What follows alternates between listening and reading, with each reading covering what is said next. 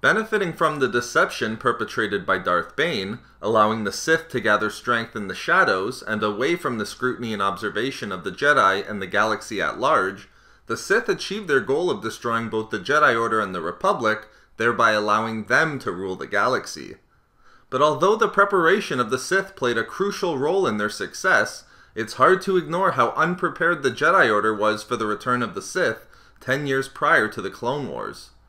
Following the Naboo crisis, the Jedi were continuously a step behind the manipulations and actions of Darth Sidious, and weren't merely unable to determine the plans of the Sith, but were unwitting pawns in their endgame. A number of conclusions may be drawn that explain the Jedi's downfall. The ingenious innovation of Darth Bane's Rule of Two and Grand Plan, Darth Sidious's exceptional power, a result of over 1,000 years of the Sith growing in strength, or even that the Sith Shrine under the Jedi Temple had significantly hampered the Jedi's abilities to use the Force. While these facets are surely important, they ignore the Jedi's own actions that contributed to why they had been so unprepared for the return of the Sith. In this video expose, I will discuss the actions that the Jedi Order took, as well as their change in philosophy 1,000 years prior to the events of A New Hope, that left the Jedi particularly vulnerable and unprepared for the Sith's return, and ultimately their plans to annihilate the Jedi Order. Following what appeared to be their complete and total victory over the Sith Order in the new Sith Wars, following the final engagement of the conflict in the 7th Battle of Ruusan, whereby the Jedi were confident that they had removed the Sith from the galaxy down to the last man, the Galactic Republic and the Jedi Order underwent a significant restructuring through the adoption of reforms enacted by the Ruusan Reformation. Not knowing of the elaborate deception played by Darth Bane to deceive the Jedi into thinking that the Sith were annihilated so that they could gather strength in secret, the Jedi instituted a number of philosophical and organizational changes that focused not on fighting or understanding the Sith, but on preventing their resurgence in the galaxy, thereby leaving the Jedi unprepared and ill-equipped to confront the Sith once they had re-emerged without their knowledge. No action following the Ruusan Reformation is more telling of the Jedi Order's move away from being an order dedicated and fully capable of dealing with the Sith to one that was focused on education and understanding the Force than the Jedi's decision to renounce all of their military ranks, disband their army, navy, and starfighter forces, and place themselves under the supervision of the Supreme Chancellor and Judicial Department, which in effect completely dissolved their military.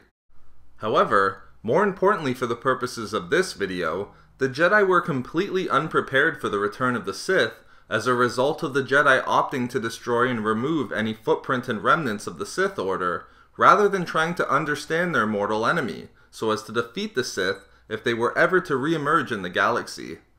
This may seem like it would only have a minor effect, but after a millennium, this focus would have resulted in a fundamental change in the Jedi Order that left them unprepared when the Sith did re-emerge prior to the Clone Wars. Following the new Sith Wars, roughly 1,000 years before the events of A New Hope, the Jedi Order's Council of First Knowledge ensured that the Jedi Order went in a direction that preferred to forget all about the Sith, rather than one devoting to defeating them if they returned.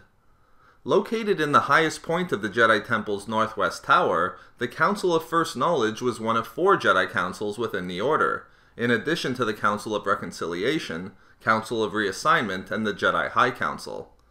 It oversaw the academy located at the temple and its curriculum, with the goal of proliferating the knowledge of the Order. It was made up of 5 Jedi Masters and led by the caretaker of First Knowledge. Therefore, the Council worked towards guarding and maintaining the archives and holocron vaults located within the temple. But how did the actions of the Council of First Knowledge contribute to the Jedi Order being unprepared for the return of the Sith? This was done by the Council's decision, after their perceived victory and their incorrect belief that the Jedi had destroyed the Sith after the 7th Battle of Ruusan, to undertake the responsibility and to fully dedicate itself to the eradication and elimination of any and all traces of the Sith in the galaxy in regards to their teachings and artifacts.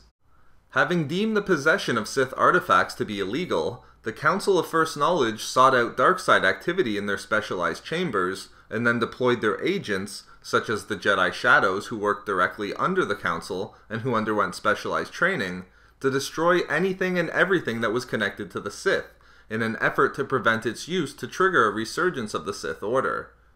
This commitment that was started roughly 1,000 years before the events of A New Hope continued to be practiced uninterrupted and was the focus of the Council right up until the end of the Clone Wars. Not only did these actions to forget the Sith leave the Jedi unprepared for their eventual return, by violating the tenet of knowing one's enemy, but these changes in both practice and philosophy played perfectly into the hands of Darth Bane's Rule of Two and Grand Plan, as the more that was forgotten about the Sith, and the more the Jedi focused on removing Sith artifacts rather than actually preparing to fight them, the better the Sith could remain out of sight of the Jedi and build their strength in secret. Vis-a-vis the Sith Order, which was gaining in strength, the Jedi Order was becoming weaker. Undertaking a methodical study of the Sith artifacts may not only have allowed the Jedi to better understand the Sith towards the end of defeating them, but they might have also had the potential to provide the Jedi with the ability to uncover Darth Bane's grand plan, as Bane's dedication to the Rule of Two and his restructuring of the Sith Order was premised precisely upon his learning from ancient Sith artifacts. The actions taken by the Jedi Order following the new Sith Wars, led by the Council of First Knowledge, ensured that when Darth Maul revealed the existence of the Sith, and when the Dark Lord of the Sith, Darth Sidious, was in the position of Supreme Chancellor and in control of the Grand Army of the Republic, the Jedi Order was completely caught unaware and unprepared. The Jedi were not able to discover the Sith plot, and were susceptible to the manipulations of the Sith to the point that they became pawns in their own seemingly inevitable annihilation. By focusing on eliminating all traces of the Sith in regards to Sith artifacts, the Jedi were not focused on uncovering any potential secret practitioners of the Sith, nor were they preparing for a future that potentially saw their mortal enemy re-emerge.